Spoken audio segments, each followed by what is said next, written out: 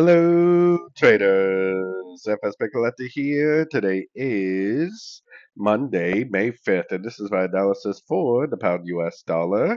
If you haven't done so yet, definitely do check out my free Discord channel, which is linked down here in the corner at the end of the video. And make sure to take a look at my website, fxpipcollector.com. Watch the video on the home screen to learn more. So, anyways, on the pound dollar, I mean, we do have to keep a long bias in mind because the higher time frames are definitely still up. I mean, to be honest with you, this thing could continue up really at any time. But looking at the dollar index and other dollar pairs, I think we are likely to make a deeper pullback. I actually think that we should go down to at least a 38%. So I have my Fibonacci retracement on this whole move up right here from top to bottom. I'm looking for at least a 38% pullback. Then more than likely this is probably like some sort of an A right here. I bet this move down is like a wave B, and I bet this is going to go up and make a wave C. Then I think we're going to likely get another push to the downside.